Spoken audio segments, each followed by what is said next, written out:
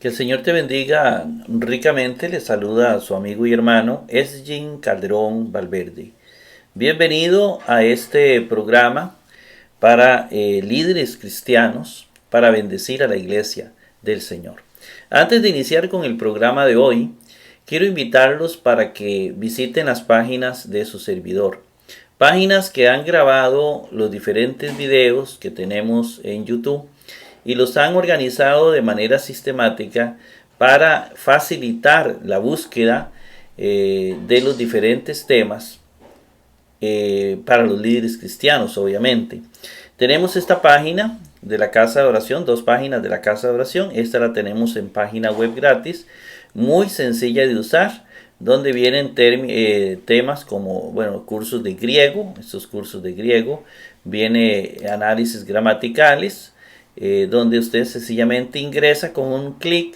Viene también los cursos de hermenéutica que estamos grabando, y vienen otros temas parecidos. Igualmente tenemos la página en Overblock, una página que tiene un menú amplio para que usted pueda explorar.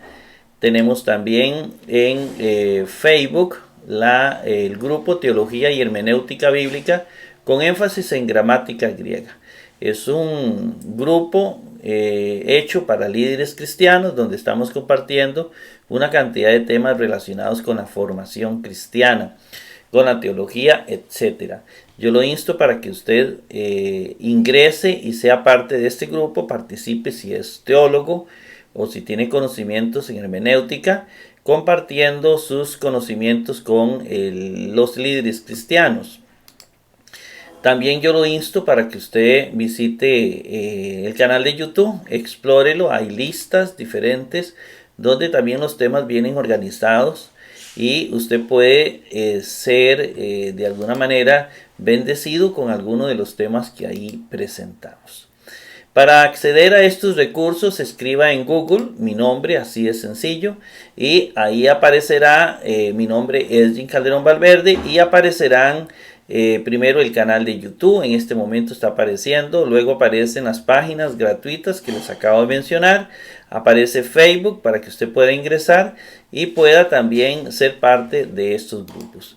Y también quiero invitarlo para que se inscriba en el diccionario digital excavadigital.com. Este diccionario, excavadigital.com, es un diccionario que nos sirve para traducir textos griegos. Es más que un diccionario, porque aparte de la palabra que trae, la palabra como aparece en el Nuevo Testamento, nos va a dar la categoría gramatical a la que pertenece, los accidentes gramaticales del término, el paradigma al cual pertenece y los textos bíblicos en el Nuevo Testamento donde esa forma concreta aparece. Aparte de la traducción, esta herramienta es útil para traducir textos del Nuevo Testamento. Muy sencilla de utilizar, muy fácil de utilizar. Yo lo insto para que usted se suscriba y pueda aprovechar estos recursos que hemos creado para liderazgo cristiano. En esta oportunidad estaremos analizando Mateo 2:16. Antes de iniciar con el análisis gramatical de Mateo 2:16, déjeme invitarlo para que se suscriba a mi canal de YouTube. También suscríbese al diccionario digital de los exégetas, el diccionario que nos ayuda a traducir textos griegos de la manera más literal posible, excavadigital.com. Ayúdanos también a evangelizar compartiendo este video en tus redes sociales. Enfrentamos una crisis en la iglesia cristiana y es la resistencia a formarse. Oseas dice: mi pueblo perece por falta de conocimiento. Las personas, y algunas personas que también no han estudiado mucho, no tienen mucho conocimiento, pues han dado una guerra al conocimiento, a la ciencia, a la filosofía, porque se basan en versículos aislados, mal interpretados. Y entonces hacen una guerra total a lo que es conocimiento, a lo que es ciencia. Se olvidan de que en el Antiguo Testamento las mismas matemáticas son dones de Dios. La ciencia es un don de Dios. El conocer es un don de Dios. Y se olvidan que Jesucristo formó a los apóstoles durante varios años, formó a sus discípulos antes de enviarlos a predicar. No les dijo, vayan, interpreten la Biblia a su manera cada uno y así. No les decía eso. Se olvidan que la iglesia primitiva tenía maestros. Maestros era uno de los dones, el ser maestro en la iglesia. Entonces tenemos una resistencia y hay que hacer algo para cambiar la mentalidad. ¿Por qué nos afecta a nosotros la falta de formación de la iglesia? Bueno, nos afecta de muchas maneras. Primero, que no estamos haciendo lo que el Señor nos dejó escrito en su palabra, lo que realmente nos dice. Estamos sacando doctrinas nuevas, doctrinas diferentes. En segundo lugar, somos presa fácil de los herejes, de las falsos profetas, de las sectas. Generalmente las sectas, que son los falsos profetas que Jesús anunció hace 2000 años, pues contradicen la Biblia. Se ven muy enamorados de la Biblia, andan la Biblia debajo del brazo, se ven estudiando la Biblia, etc. Pero la interpretación de ellos no está basado en un conocimiento científico, en una investigación seria, sino que cada uno interpreta la Biblia como venga, como si fuera un libro de Paco y Lola, como si fuera un libro de estos últimos que están saliendo al mercado, como si fuera un libro escrito por un autor, un escritor del siglo XXI. No es así. La Biblia fue escrita hace 2000 años y hay que hurgar, hay que buscar para ver qué quería decir y decirle a la gente lo que realmente quiso decir el autor sagrado en aquellos tiempos. Por eso tenemos miles de sectas y tenemos miles de interpretaciones. Interpretaciones, por ejemplo, que dicen que Jesucristo es el mismo Dios Padre, por Dios, ¿verdad? Bueno, cosas como esas aparecen, o que contradicen que Jesucristo sea Dios, que Jesucristo debe ser adorado, como dice la Biblia, y vienen con nuevas doctrinas porque no les parece o están predeterminados por algunas ideas preconcebidas. Bueno, es necesario formarse, es necesario estudiar, y después de que usted estudie, después de que usted se forme, entonces usted toma una decisión. Pero antes de eso no podemos tomar decisiones. Aquí vamos a ir analizando, por eso los textos bíblicos los analizamos versículo por versículo, para tratar de ver qué quería decir el autor. Y mientras más leamos y más investiguemos, más descubrimos sobre la hermenéutica correcta del texto bíblico. Por eso los objetivos de este programa se resumen en estas tres preguntas. Uno, ¿qué dice el texto bíblico? La parte exegética. Exégesis es sacar la verdad de algo. ¿Qué quiere decir el texto bíblico? Es decir, hacemos una traducción literal del texto bíblico tomando en cuenta los versículos más antiguos que hay. Que eso fue un estudio que han hecho otros eruditos. Entre ellos la Biblia, Nestle Aland, lo que hizo fue tomar los textos más antiguos y ponerlos en el texto del Nuevo Testamento. Y nosotros hacemos la traducción exacta, literal, de ese texto bíblico, sin alterarlo, sin agregarle, sin quitarle. El segundo objetivo es hermenéutico. ¿Qué quiere decir el texto bíblico? Es decir, la interpretación del texto bíblico. Si ahí dice, si tu ojo peca, sácatelo, literalmente puede ser una expresión de hace 2000 años. Pero ¿qué significa? ¿Qué significa eso? ¿Qué significó para la gente en ese momento? ¿Qué quiso decir? ¿Cuál fue la enseñanza que Jesús quiso dar a entender? Esa es la parte hermenéutica. Para lograr qué quiere decir el texto bíblico, que es donde la mayoría de sectas fallan y donde también hay mucha gente fanática que falla y lee un texto bíblico y lo interpreta a su manera, subjetivamente, nosotros necesitamos un método teológico, un método científico. Y el método teológico nosotros usamos es el histórico gramatical. Histórico porque tenemos que ir a la historia, tenemos que ver el contexto histórico de ese versículo, tenemos que conocer la política de ese momento, tenemos que conocer la realidad cultural, la realidad económica, la realidad religiosa, la realidad social y un montón de elementos históricos para poder interpretar el texto bíblico. Pues les tengo una buena noticia, hay miles de libros sobre eso. Usted busca la introducción al Nuevo Testamento, introducción a Mateo, introducción a Marcos, incluso hay libros dedicados a un solo versículo. Es decir, hay muchos libros.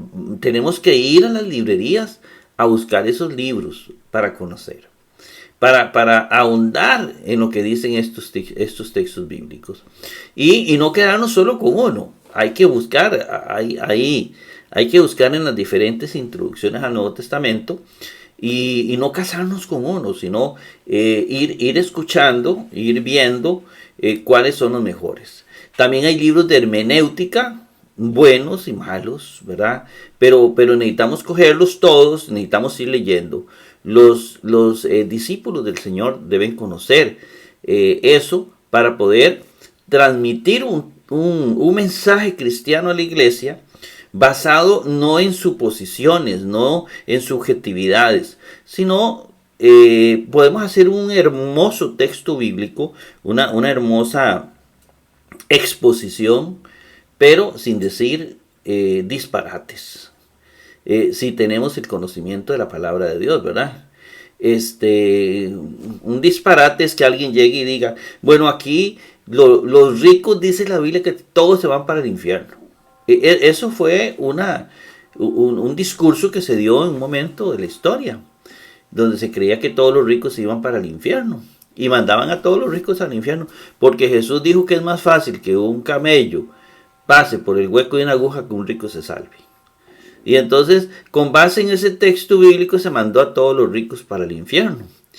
Y ya analizando y descubriendo la historia, vemos que lo que significa es que es más fácil que un camello pase por el hueco de una aguja, pero es la puertita pequeña de las agujas que habían en las entradas de los templos. Era un portón grande y el huequito de la aguja, la puerta grande se le llama aguja y la puertita pequeña es el huequito de la aguja.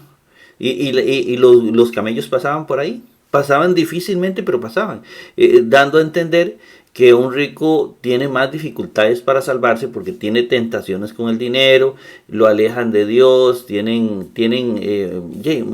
las personas mientras más dinero tengan, menos piensan en Dios. Pero hay ricos que están enamorados del Señor, ¿verdad? Como el caso de Cornelio, lo vemos en Hechos de los Apóstoles. Entonces, no es que se condenan, es que les cuesta más salvarse porque tienen más tentaciones. Piensan menos en Dios.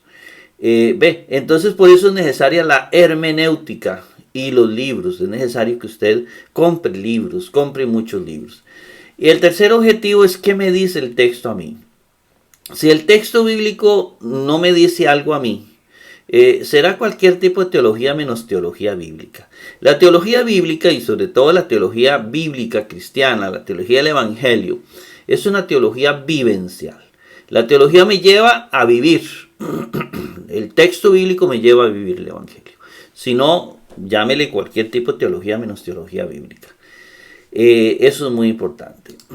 El texto bíblico de hoy, Mateo 2:16, dice: entonces Herodes, viendo que fue afrentado bajo de los magos, Herodes se sintió ofendido por lo que hicieron los magos, que fue irse por otro camino y no llegaron a darle a él información de dónde estaba la criatura. Dice, fue enfurecido demasiadamente, es decir, estaba demasiado enojado. También apostolizando, la palabra apostolizar era una palabra normal, común y corriente, era un verbo de enviar, ¿verdad? Nosotros lo traducimos como enviar. Enviando pero literalmente es apostolizando, es decir, el apóstol es el enviado. Entonces dice apostolizando, es decir, enviando, enviando a sus guardas, a todos su ejército, eliminó a todos los criados. Estamos viendo, los criados son las criaturas, los niños. Dice a los en Belén, a los que estaban en Belén, también en todos los límites de ella, de 2 años, también para abajo, por el tiempo que averiguó de parte de los magos. Más o menos había una distancia como de 2 años. Interesante, ¿no? Porque nos habla de que más o menos el acontecimiento pudo haber ocurrido 2 años después del nacimiento de Jesús. Eso nos dice sobre jugar un poco con los tiempos de la Biblia. Pero más o menos de 2 años para abajo, para no errar, Herodes hizo una masacre. Desde una perspectiva histórica, tenemos libros que nos hablan de la vida de Herodes. Y ahí, en los libros de Flavio Josefo, por ejemplo, nos hablan de Herodes. De hecho, escribió en los tiempos de Herodes. Escribió sus libros, Flavio Josefo, Historia de los Judíos, digamos, él escribe varios libros. Y él no menciona en ningún momento que Herodes hiciera una masacre de niños. Es decir, el relato de la matanza de niños no aparece en Flavio Josefo, pero sí aparece en el Evangelio. Si no aparece en Flavio Josefo, no significa que no exista. Significa que no lo escribió el autor. Es decir, un escritor no escribe todo, absolutamente todo de un monarca. En el caso de Flavio Josefo, pues no incluyó este relato. Puede ser que no se diera, o puede ser también que realmente no lo incluyó, porque no incluye todo. Es que es un relato demasiado importante. Hacer una matanza de niños. Bueno, para los reyes de antes no era muy importante, eso lo hacían cada ratito. Es decir, era normal que un rey mandara a matar, sobre todo cuando miraba amenazado su reino, su estatus, en la monarquía. Entonces, pero el relato en sí de la matanza de los niños, de la cual se inspiró nuestro Día de los Inocentes, pues es un relato que no necesariamente porque no está en Flavio Josefo no exista, no, está en la Biblia. Es decir, de algún lado lo tomaron, de un hecho. Entonces, viene a ser un hecho histórico. Aunque la Biblia habla de milagros y habla de otras cosas, que para los filósofos, cuando se hablaba de milagros y cosas así, ya eso no era historia, eso era mito, pues eso lo dirán ellos, porque en realidad los que sabemos que Dios hace milagros, sabemos que eso es real. Entonces lo que es histórico desde el punto de vista de algunos filósofos griegos no significa que es lo real y que el mito es lo falso, porque que Dios hace milagros, hace milagros. Bien, esto para ver lo del relato la Reina Valera dice: Herodes entonces, cuando se vio burlado por los sabios, que sabemos que son magos, porque la palabra es mago, ¿verdad? Magos, ton mago, de mago, se enojó mucho y mandó matar a todos los niños menores de 2 años que había en Belén y en todos sus alrededores, conforme al tiempo indicado por los sabios, es decir, por los magos, ton mago, magos. La Jerusalén dice: entonces Herodes, al ver que había sido burlado por los magos, se enfureció terriblemente y envió a matar a todos los niños de Belén y de toda su comarca de 2 años para abajo, según el tiempo que había precisado por los magos. Bien, vamos ahora al interlineal, y aquí vamos a ir un momentito a este interlineal que nos ayuda mucho. Tote, entonces, Herodes, Idón, viendo, Oti, que Enepexi fue afrentado, y Po, bajo, Ton Magon, de los magos, Esimoti, fue enfurecido, Lian, demasiadamente, ¿verdad? Eso es un adverbio. Que también apostolizando, Anilen eliminó Bantas a todos tus pedas, los criados, tus en Belén, a los criados en Belén, a los en Belén, ¿verdad? Sabemos que a los criados. Que también en Pasi, en todos, tis orís, los límites, aftis de ella, apo, dietus, desde 2 años, que catotero, también para abajo. Catá por tongronon, el tiempo, on que, y cribosen averiguó para de parte ton mago, de los magos. Ahí está el texto bíblico. Decirles que los capítulos 1 y 2 de Mateo no son parte del documento Q, de acuerdo a las teorías de algunos eruditos. Los 3 evangelios se tomaron de un documento Q. Algunos hablan de que primero fue Marcos, luego fue el otro y luego fue el otro. Bueno, sinceramente, son teorías y las alimentan con documentos, pero no son necesariamente verdades. No es un dato científicamente corroborado. Sí, aparentemente tuvo que haber un documento Q, un documento fuente, como dicen los alemanes, inicial, del cual copian Mateo, Marcos y Lucas.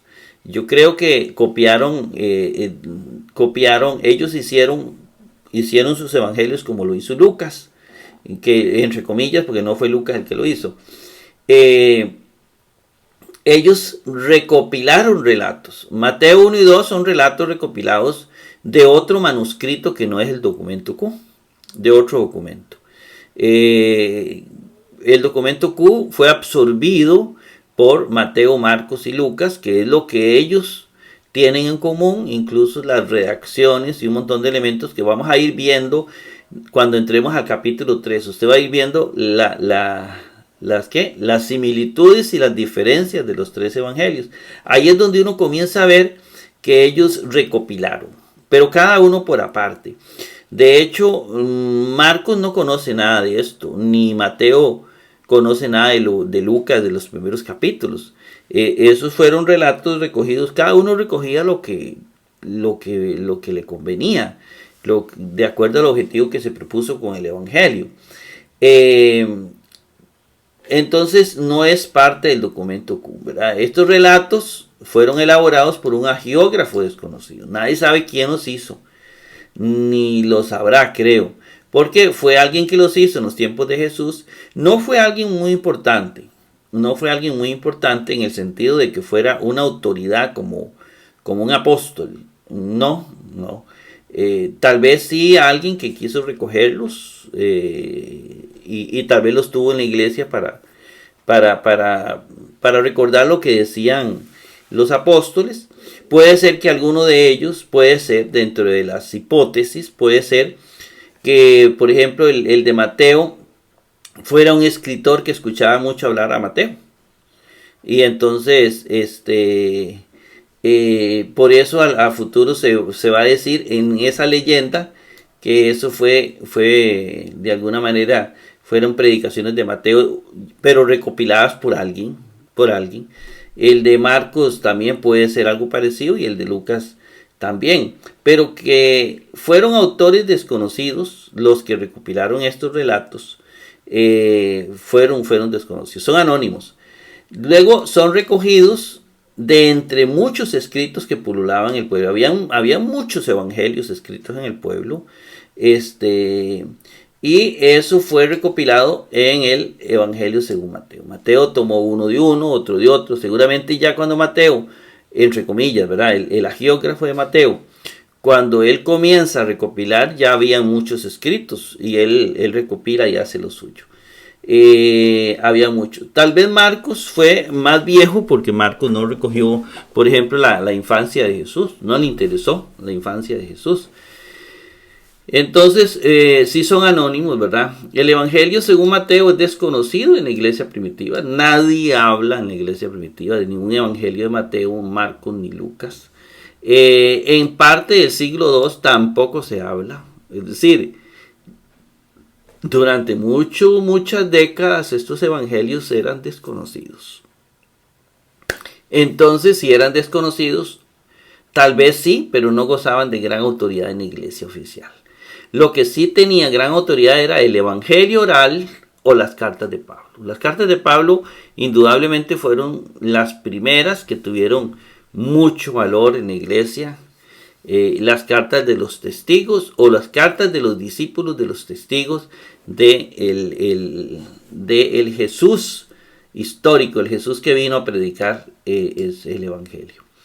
Hay evidencias que los sinópticos, estos tres, Mateo, Marcos y Lucas, no fueron escritos para judíos. Hay una cantidad enorme donde tienen que explicar los textos hebreos.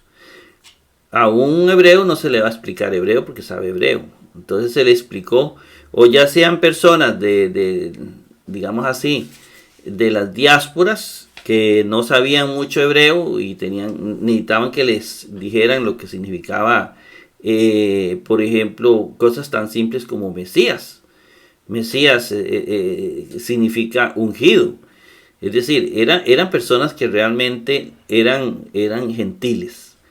Eso son evidencias, y casi todos los 4 evangelios más Hechos de los Apóstoles parece que tienen que explicar eso. Entonces parece que fueron más bien documentos que se desarrollaron en iglesias fuera de Jerusalén, fuera incluso de todo lo que fue Israel. Bueno, pasamos ahora sí al análisis gramatical. Aparece la palabra tote, que es un adverbio que significa entonces, ¿verdad? Es un adverbio entonces, se toma como un adverbio, ¿verdad? Entonces, y luego viene irodis. Irodis lo escribimos aquí, ¿verdad? No lo voy a buscar en el diccionario porque todos saben lo que significa irodis, ¿verdad? Todos sabemos que irodis es un sustantivo porque es un nombre de Herodes, ¿verdad? Masculino, singular, nominativo, ya lo vamos a ver por qué. Irodis significa Herodes. Este es el paradigma. Buscamos el paradigma de Herodes y es el nombre de un hombre, por lo tanto es género masculino, ¿verdad? Género masculino. Y aquí está el paradigma de estos 4. Termina en is, ¿lo ve? Entonces significa que es nominativo, ¿verdad? No hay duda. Entonces Herodes, y el verbo idón, ¿verdad? Que es viendo, un verbo participio. ¿Quién ve? Herodes. ¿Quién ve? Herodes. Es decir, el sujeto de idón es Herodes, ¿verdad? De hecho, el participio que viene va a ser exactamente, porque es un participio verbal, la parte de adjetival va a coincidir con Herodes. Ahorita lo va a ver. Masculino, singular, nominativo, Herodes, ¿verdad? Es el sujeto de la oración. Dice idón, lo escribimos y vemos que es viendo. Idón, si vamos a buscar aquí en el diccionario, ¿verdad? Vamos a buscar en el diccionario. Hay que borrar todo, sí, así. Vamos a ver. Idón, es un participio. Bueno, vamos a ponerlo más grandecito y vamos a extenderlo más para que usted vea mejor. Idón es un participio verbal, aoristo activo masculino singular nominativo. Viene de orao, que es ver. Entonces, idón es un participio, como dice el diccionario, es aoristo activo y es masculino singular nominativo. Viene de orao. Este es el aoristo activo de orao. Este es el aoristo activo de orao, que vamos a traducir como ver. Y dice que este idón, esta forma, está en él. Y vemos la forma adjetival, masculino singular nominativo. Bueno, singular nominativo. Y decimos entonces la pregunta, ¿por qué el participio es masculino singular nominativo? ¿Por qué no usó otra forma? Bueno, porque funciona como un adjetivo. El sustantivo irodis, que usted ve aquí a la par, este sustantivo, el participio funciona como un adjetivo. Este Herodes es masculino singular nominativo, ¿ve? Y como es masculino, singular, nominativo, y el sujeto de la oración del participio es Herodes, tienen que, ellos coinciden en el género, número y caso, ¿verdad? Se corresponden en género, número y caso, igual que los artículos. Por eso tiene que ser masculino, singular, nominativo, porque el que realiza la acción verbal está en masculino, singular, nominativo. ¿Ve? Entonces, idón es viendo, todos estos son viendo. Es curioso, ¿verdad? Siendo un participio, pero se traduce como si fuera un gerundio. Así es, así es. Herodes viendo, entonces, Herodes viendo. Oti es una conjunción subordinada nominal, porque, viendo que, es una conjunción. Enepaisi o enepexi, ¿verdad? Enepexi lo escribimos acá y uno dice, ¿qué es esa cosa? Bueno, nos vamos al diccionario, gracias a Dios que tenemos diccionario. Usted busca el mejor que usted considere. Para ser un buen traductor, usted necesita tener un buen diccionario, ¿verdad? Digital. Mientras mejor sea el diccionario, pues más información va a tener. Enepexi dice que viene de empezzo, que se puede traducir como afrentar. Empezzo, que se puede traducir como afrentar. Bueno, eso me interesó mucho, es el paradigma. Es un verbo aoristo indicativo pasivo tercera singular. Bueno, la categoría gramatical es verbo aoristo indicativo pasivo tercera singular. Me interesa la voz pasiva porque hay tres, en pezzo tiene tres paradigmas, el activo, el medio y el pasivo, como le hemos explicado y estamos explicando en las gramáticas griegas. En pezzo, el pasivo, aquí está la voz pasiva de en pezzo, que lo vamos a traducir como afrentar. Afrentar, ofender, ¿verdad?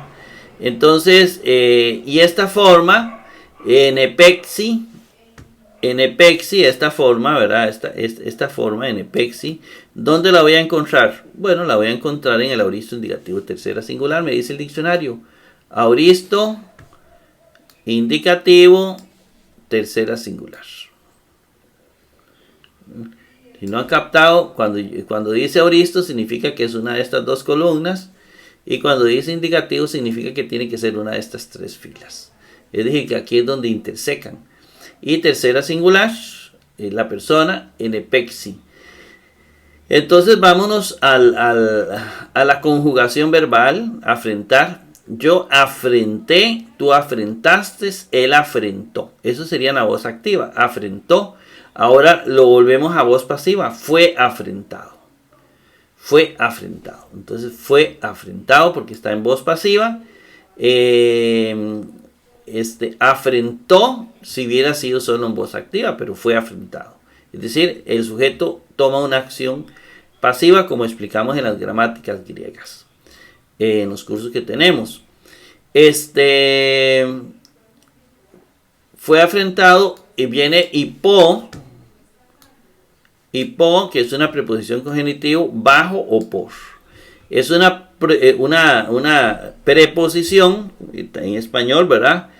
Por es una preposición nuestra y también bajo es otra preposición. Las dos son preposiciones en español. Están dentro de nuestras 19 preposiciones que tenemos en español. Bajo o por, entonces dice bajo o por. Cualquiera de las dos la puede usar, son preposiciones. Preposiciones, perdón. Y viene ton magun.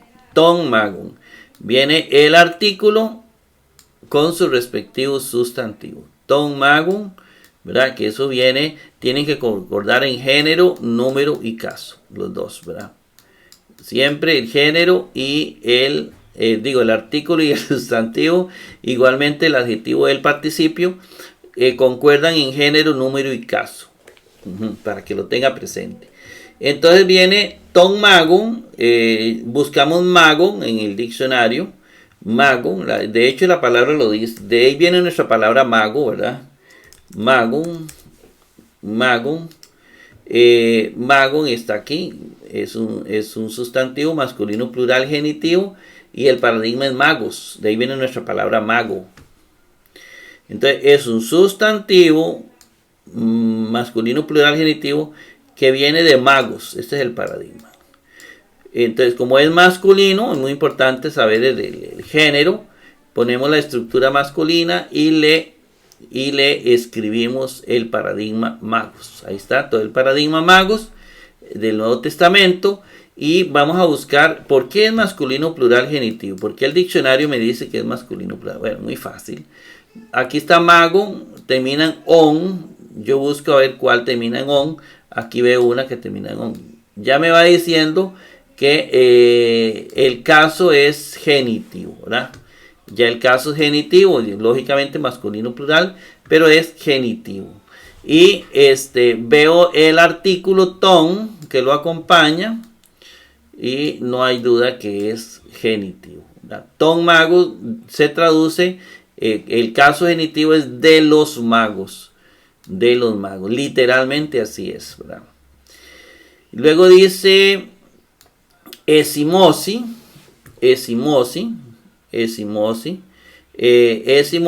lo vamos a buscar en un diccionario digital. Vamos a borrar esto y vamos a ver qué dice esimosi. Esimosi, algo escribí mal. Vamos a ver. Esimosi. Aquí está abajo, ¿verdad? Esimosi. Lo busco, me aparece esimosi, ¿lo ve? Dice que es un verbo aoristo indicativo pasivo tercera singular. Es un verbo, categoría gramatical, verbo aoristo indicativo pasivo tercera singular. Y vamos a ver, aquí me dice que el paradigma es simó, que se traduce enfurecer. ¿Está bien? Entonces ahora lo que hago es buscar el paradigma, bueno, la voz pasiva, ¿verdad? El paradigma pasivo de simó. Aquí está el paradigma pasivo de simó, que traduzco como enfurecer. Es muy poquito lo que aparece en el Nuevo Testamento. Y dice que la forma está en el aoristo indicativo tercera singular. Creo que es la única que hay en el Nuevo Testamento, porque las otras, primera, segunda y las otras personas no aparecen. Esimoti, esta forma, ¿verdad? Esimoti, esta forma. ¿Por qué dice ahí? Porque estaba en el aoristo indicativo tercera singular, ¿verdad? Esimoti, entonces vamos a conjugarlo. Enfurecer, bueno, yo primero enfurecí, primera, yo enfurecí, tú enfureciste, él enfureció. Pero como lo pasamos a voz pasiva, ¿verdad? A voz pasiva, enfureció, fue enfurecido. ¿Ve? Bajo de los magos fue enfurecido. ¿Por qué voz pasiva? Porque los magos lo enfurecieron. La situación de los magos hizo que él se enfureciera. ¿Ve? Fue enfurecido.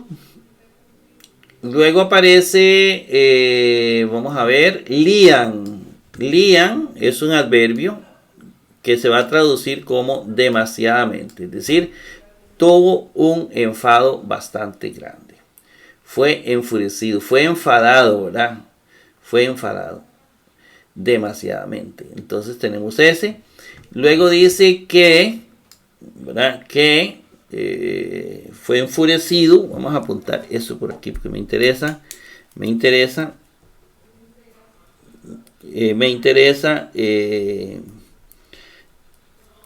conservar, porque esos son sinónimos. Fue enfurecido mucho. Que aparece que es una conjunción coordinada copulativa que se traduce como también. También fue enfurecido demasiadamente, ¿verdad? También, vamos llevando el hilo para no perderlo. Y luego dice apostilas. Apostilas lo escribimos aquí en el cuadro y obviamente lo vamos a buscar en el diccionario, ¿verdad? Apostilas.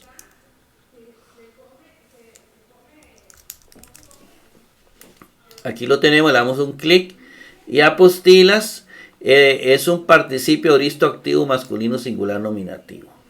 Entonces es un participio de la categoría gramatical aoristo activo masculino singular nominativo. Entonces, y viene, vamos a ver de dónde viene. Dice que el paradigma es apostelo. Entonces, apostelo es el paradigma. Entonces necesito el paradigma aoristo activo de apostelo. Y aquí lo tenemos. Aoristo activo de apostelo, que es enviar, apostolizar.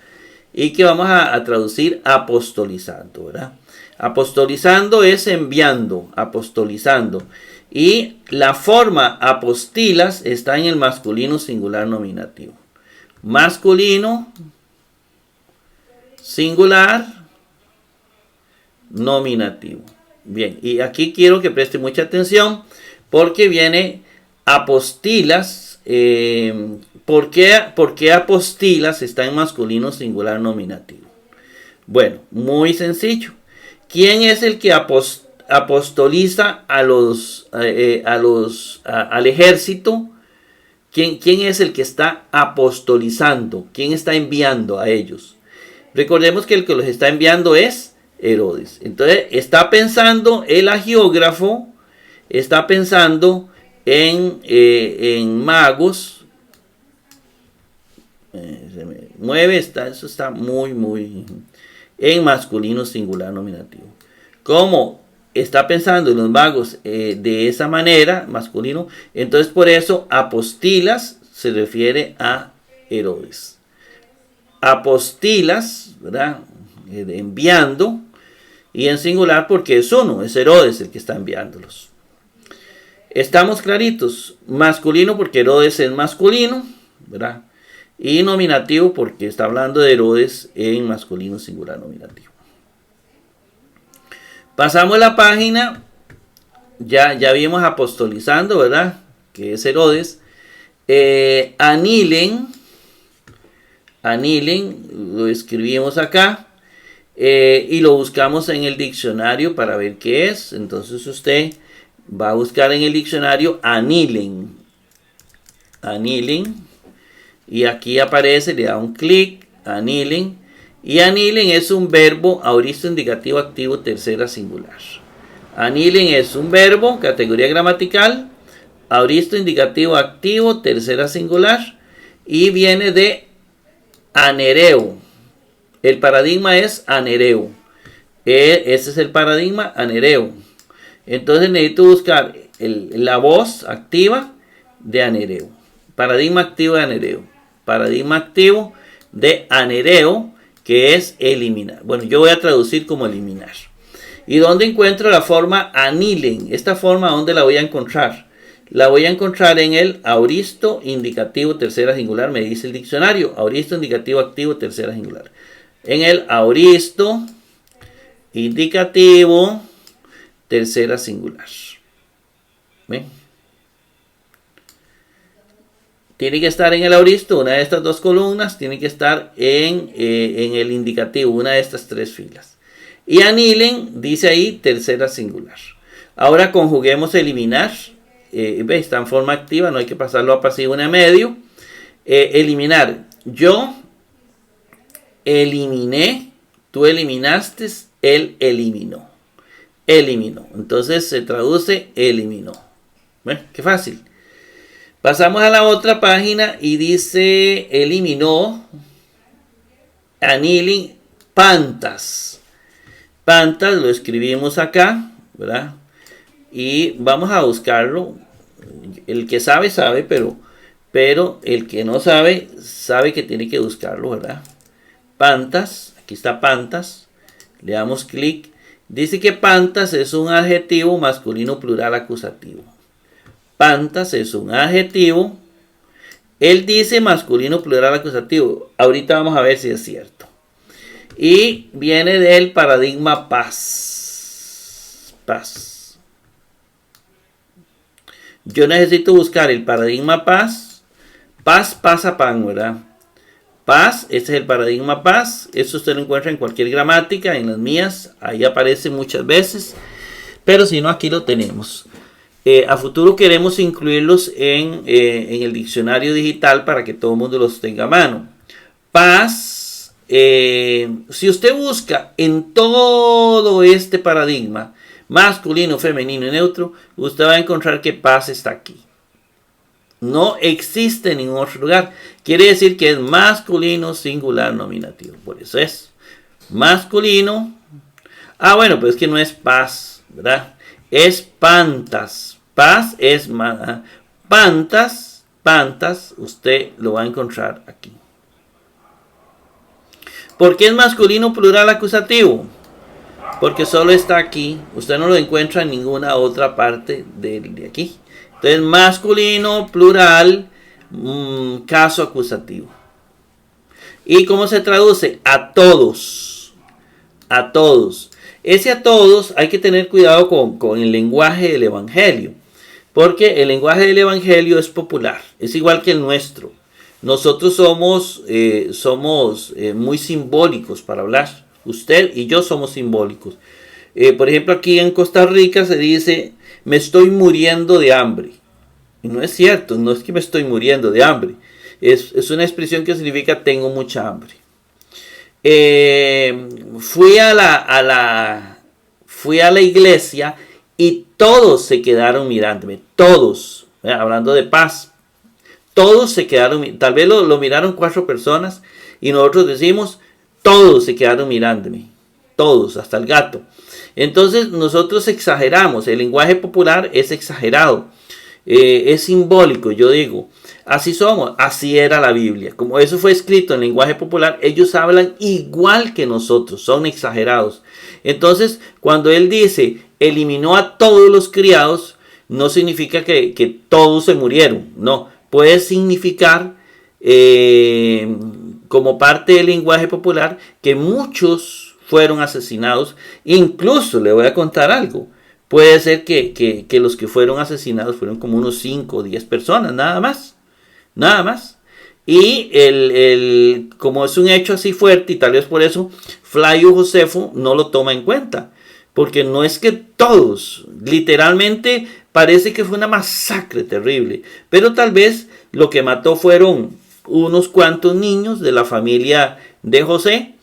Que no tuvo gran trascendencia en el pueblo, nadie se dio cuenta, nada más mandó a matarlos, como ahorita en nuestros tiempos un sicario ahí mató a alguien, a veces nadie se da cuenta que lo mató, o murió alguien y se dio cuenta a los años nos damos cuenta. Esas exageraciones son parte de nuestro lenguaje y eran parte del lenguaje popular de los primeros cristianos. Entonces, para que no nos hagamos bolas diciendo que realmente ese todos es todos. No, es parte de nuestro lenguaje. Pasamos a todos, pantas, y luego viene tus pedas. Viene el artículo y viene el sustantivo.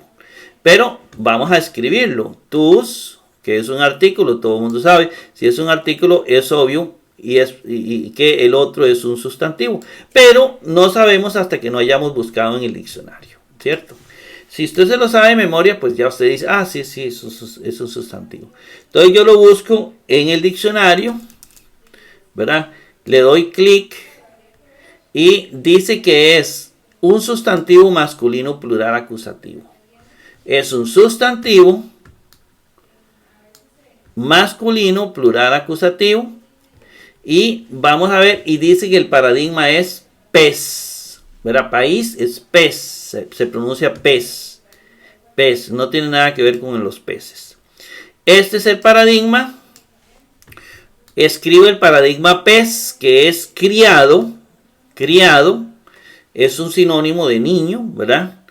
Pero se va a traducir criado, y es un sustantivo masculino. Por eso ponemos la estructura masculina aquí, toda la estructura de artículos y todo, y dentro de ella vamos a colocar el paradigma pez, que es el que usted ve ahí, que ya está colocado. Luego, esta forma, tus pedas, lo vamos a buscar a ver en qué caso está. Si está en caso nominativo, genitivo, dativo, acusativo o vocativo. Entonces, termina en as. Termina en as. Termina en as. Y si usted busca aquí, a ver cuál termina en as, aquí termina en as. Claro, el diccionario ya me había dicho que es un masculino plural acusativo. Rápidamente. O uno a través del artículo llega aquí. Pero eso es para que los que están empezando pues puedan entender. Y tus es el artículo, ¿verdad? Que usted ve aquí. Tus pedas. Entonces un masculino, porque todo es masculino, es plural porque está en la columna de los plurales y es acusativo porque está en la línea de los acusativos. Eso. Y el acusativo se traduce a los criados. Entonces eliminó a todos los criados. ¿Qué es lo mismo decir? A los criados, ¿verdad? Porque recordemos que pantas venía también como plural acusativo. A todos los criados.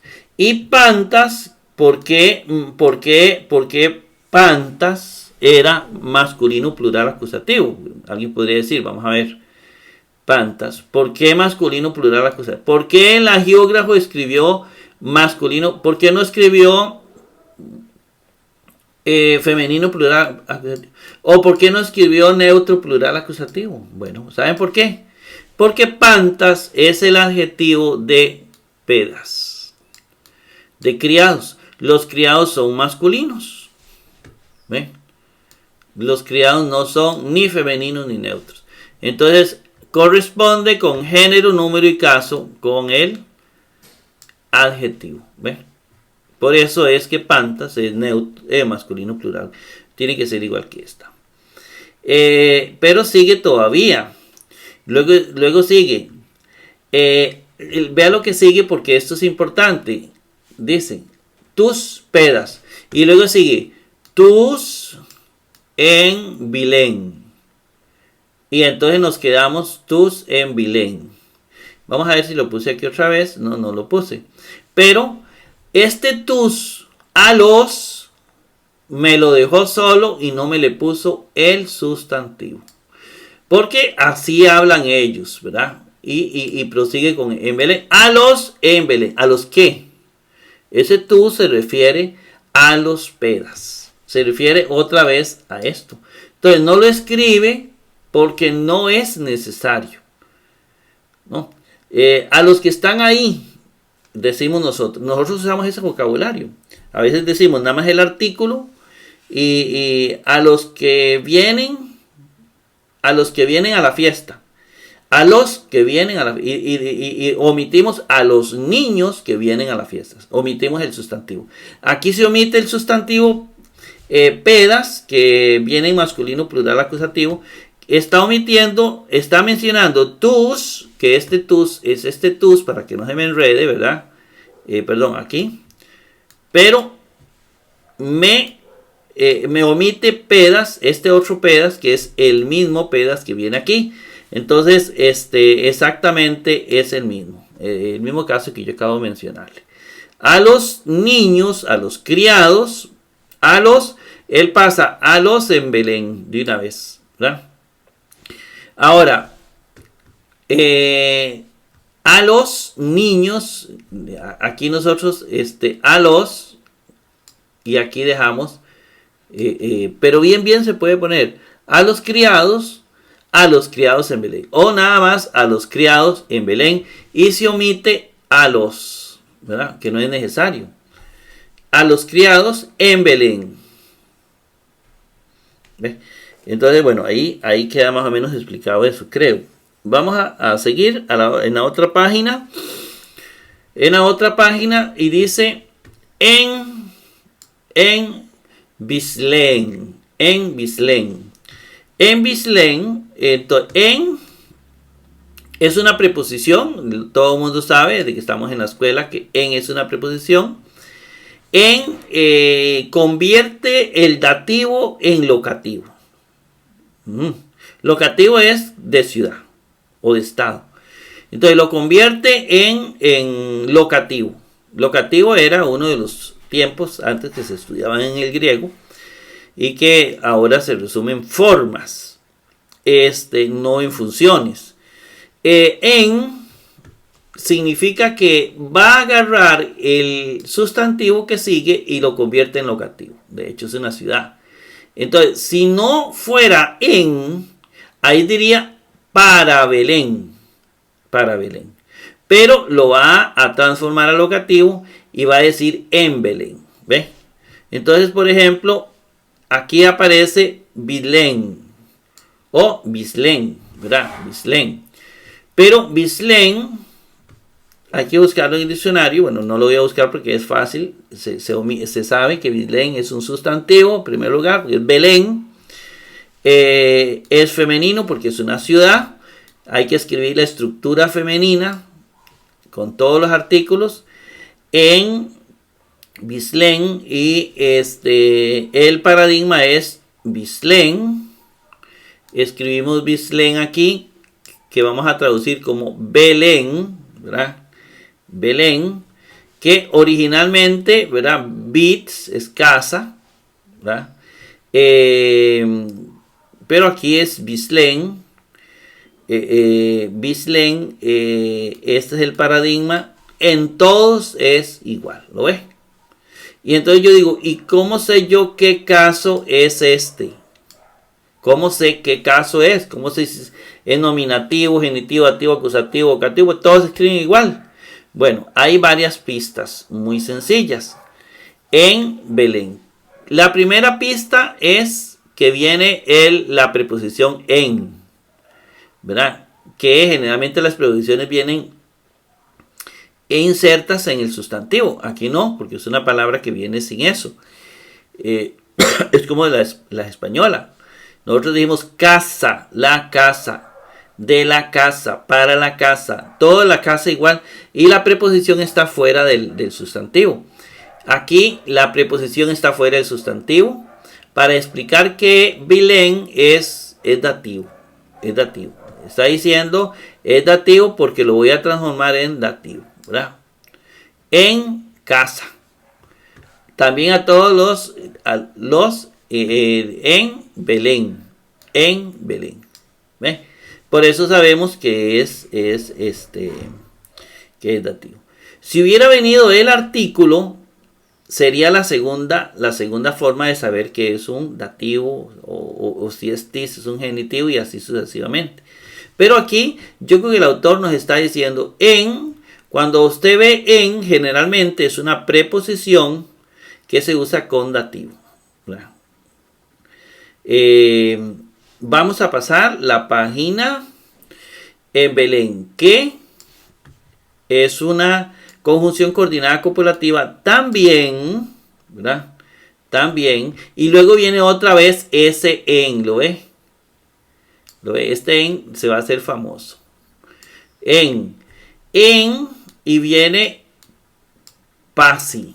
Este en, otra vez, es una preposición, ya lo sabemos, que convierte un dativo en locativo. En se traduce en, y viene pasi. Pasi,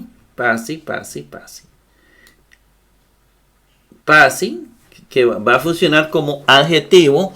Adjetivo, ya vamos a ver de qué sustantivo. Y viene pasi, lo tenemos que buscar aquí, en honor a la ciencia. Pasi, y lo tenemos aquí. Y me dice que es un adjetivo neutro plural dativo de paz. Entonces igual, otra vez, viene de paz. Recuerda el adjetivo paz que lo vimos ahorita. Es un adjetivo todo, toda. Y dice que está en el neutro plural dativo. Dativo, aquí, pase. No existe en ningún otro lugar excepto en el masculino. Es decir, que puede ser neutro, puede ser masculino. Pero entonces yo digo, bueno, ¿qué es masculino o neutro? Bueno, hay que ver varias cosas. Primero, pasi es un adjetivo. Hay que ver de qué sustantivo es. Hay que buscar el sustantivo. Obviamente ya muchos vieron que se refiere a los límites. La palabra límites Oris es neutra. Obviamente pasi a todos los límites. Este se refiere a todos los límites. Esta palabra vamos a cerrar aquí. Todos es el adjetivo de límites. Y límites es neutro, por lo tanto todos tienen que ser neutro. Entonces se escoge el neutro, plural, dativo, porque tiene que ser neutro, pero neutro, no masculino. Ven que los adjetivos, los participios, los pronombres tienen que adecuarse al sustantivo. Aunque no hemos visto límites todavía, ya lo vamos a ver, pero sí quiero que sepa que pasi en todos, se me pasó, en todos, y se me pasó para el otro lado, en todos, en pasi, hace referencia a este, ¿verdad? Hace referencia a este. Entonces, ¿a cuál sustantivo? A este. Que es masculino plural acusativo, en neutro plural acusativo. Perdón, en neutro plural dativo y este en neutro plural dativo. Este va a venir con el artículo neutro plural dativo. Vamos a ver, yo que sí. Entonces, todos, vamos a poner este aquí para que no se nos enrede, que es el adjetivo, van a concordar en género, número y caso. Los tres son neutro plural dativo, ¿lo ve? Pasi, tis, oris. Bien. Bueno, había que pasar ya de página. Pasamos la página, ya la pasamos. Y viene tis, oris. Tis, oris, entonces lo escribimos. Lo escribimos aquí. Tis, oris. Y sabemos que tis es un artículo, entonces oris es un sustantivo, pero lo vamos a buscar en el diccionario. Vamos a buscar oris. Y aquí está, le damos enter. Digo clic, oris, aquí está. Y oris es un sustantivo neutro plural dativo. ¿Ve? Neutro plural dativo. Por eso el sustantivo pasi también tiene que ser neutro plural dativo, porque concuerda con el adjetivo en género, número y caso. ¿Ve? Y el artículo obviamente que también, ¿verdad? Ya eso lo sabemos de memoria. Género, número y caso. Eso para... Bueno, y tenemos que oris es un sustantivo, categoría gramatical, neutro plural dativo, y viene de Orion. Orion, que significa límite. ¿Ve?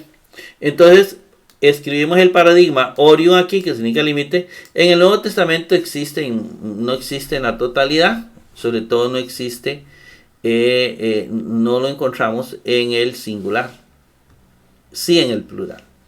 Entonces viene que es un neutro plural dativo.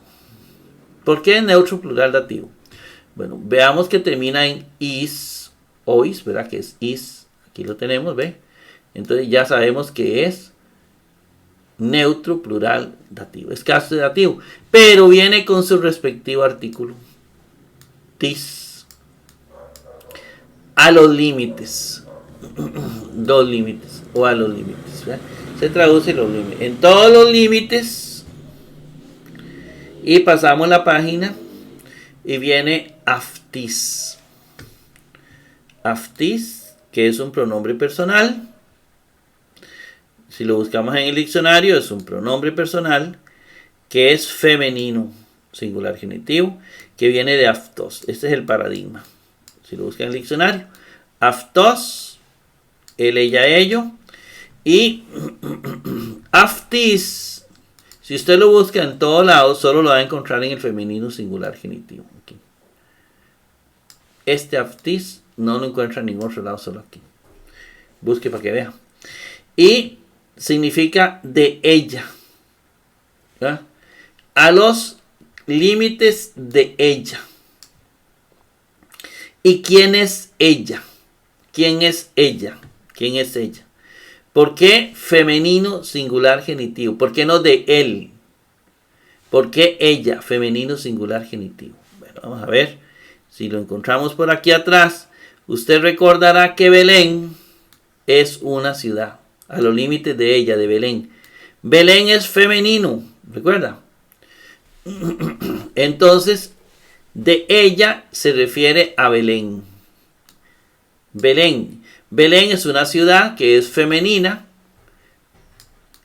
aunque Belén en español puede ser que alguien diga el Belén, ¿verdad? El pesebre de Belén o el Belén. Pero Belén es una ciudad femenina en griego. Entonces dice a los límites de ella. ¿Y quién es ella? Belén, que es femenino.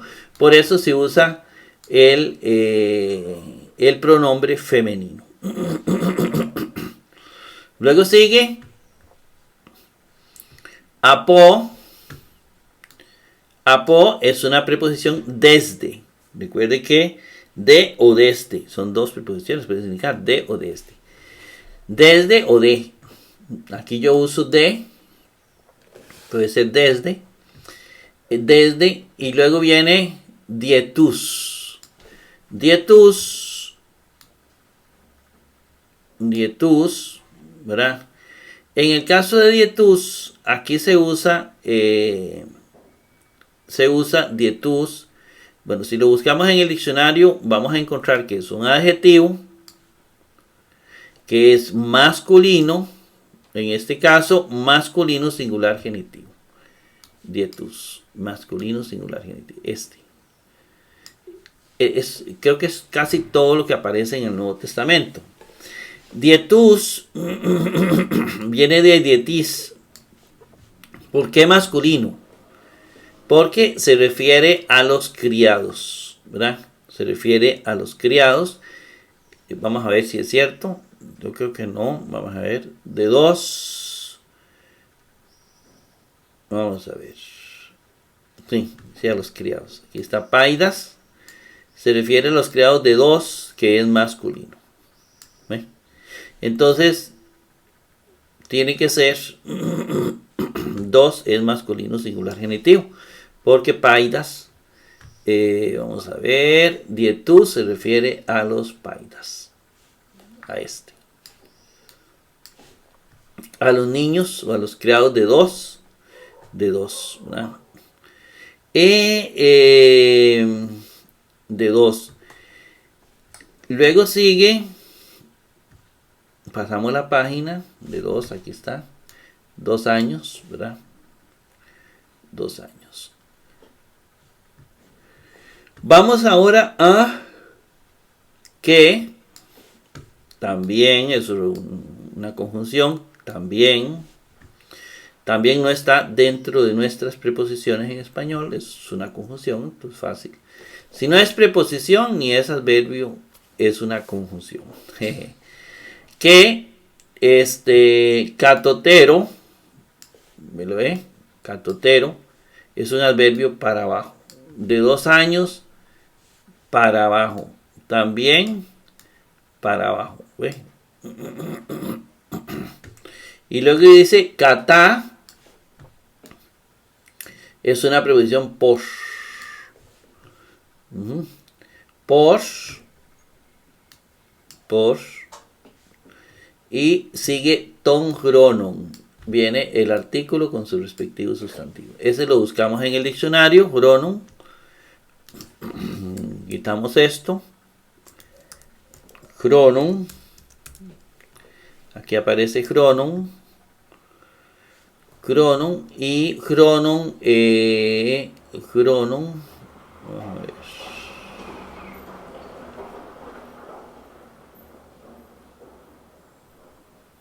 Vamos a ver. Vamos a ver esto para que se nos componga la imagen, la pantalla. Y luego le ponemos esto. Chronon. Entonces tenemos chronon. ¿Está bien? Y chronon viene de... Vamos a ver si no se nos descompone la pantalla. Viene del paradigma chronos. ¿Lo ve? Y es un sustantivo masculino singular acusativo.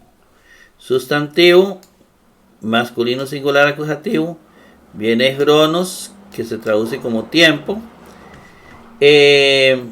¿Por qué masculino singular acusativo? Bueno, vemos Chronum, la terminación on, la encontramos aquí, ¿verdad? Ya eso me indica que es masculino singular acusativo y viene con su respectivo artículo, ton. Es decir, que no hay duda que es masculino singular acusativo que se traduce al tiempo. Por, ya venía una preposición kata, que la determina según el tiempo. O por el tiempo o según el tiempo, ¿verdad? Kata, por, según. Puede, cualquiera de las dos. Según el tiempo o por el tiempo. Pasamos la página. On. Lo escribimos en el diccionario. Digo, en la tabla. Es un pronombre relativo. Masculino singular acusativo. Que viene de os. Que se traduce como qué o quién. Bien, vamos a ver. Os, muy conocido, en pronombre relativo, que quién. En este caso, on dice que está en el masculino singular acusativo. Masculino singular acusativo. Que son privativos, ¿verdad? De el masculino. Usted busca y no encuentra ninguna otra parte, entonces no hay duda que es masculino singular acusativo. ¿Por qué a quién se refiere este pronombre? Digamos, ¿qué? Digamos, ¿quién es el que realiza?